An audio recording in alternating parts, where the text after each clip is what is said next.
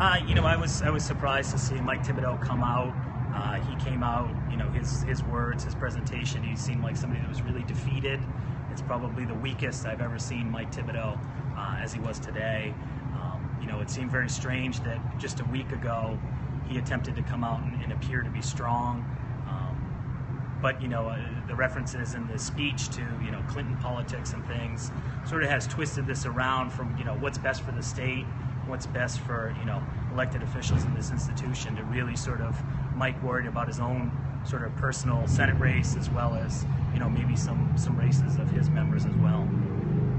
I think Eric Russell was the one who tweeted earlier that this has really just devolved into politics back and forth after 8 or 9 days of this. Now it's just posturing. And I've said a couple times that let's step back from the politics of this, and I think what we've seen is that citizens around the nation, citizens here in Maine, expected us to do something.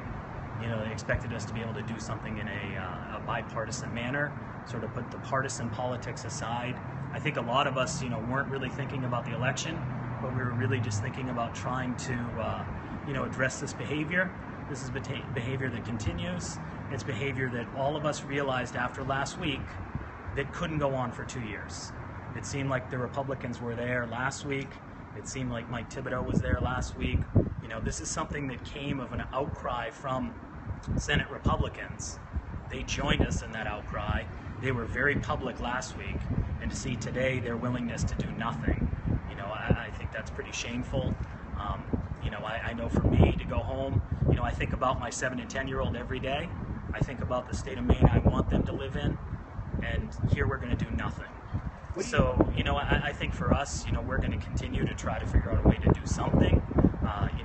Do nothing because it's a political, game. That's not an option for us. I don't really care, in regards to election politics. I really care about the state of Maine.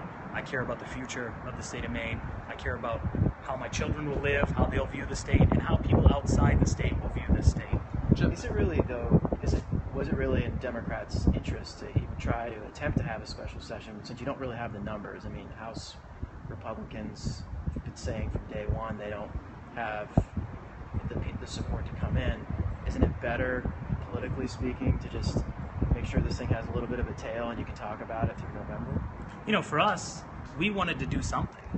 It's not okay to do nothing. Republicans continue to do nothing with this governor. They set a very low bar for the governor, and the governor cannot even meet that low threshold. Today, what we're seeing a week after a very strong response from Republicans, it seems like they're willing to just walk away, pretend like this never happened. That's not an option for us. The entire nation knows that this happened. It's been the headline in every newspaper in the Northeast probably for the last week. It continues to be all that we're talking about, and Maine can't afford another 2 years of this. Did you guys overplay your hand, though? There seemed to be considerable agreement, at least between you and the Senate, on censure, or a resolution saying that you guys don't tolerate what the governor said. Yesterday, you come out for impeachment and sort of turn Mike off, it seems. Wouldn't a censure have been better than nothing?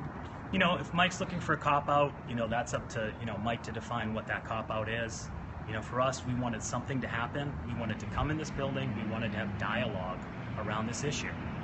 So that's really a question for Republican leadership. I think Democrats are willing to be on the record, take a strong stance against this behavior. It's clear once it came down to stating where individual members were, whether it was House Republicans or Senate Republicans, they seemed unwilling to do that.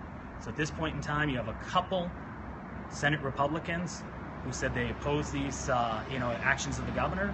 But now, it seems like, everyone's willing to walk away. They're willing to, just say, hey, it's done. But yet, even the demands made by Senate Republicans have not been met by the governor a week after these events occurred. Thanks, Jeff. Thank you. Good job. Have a good weekend.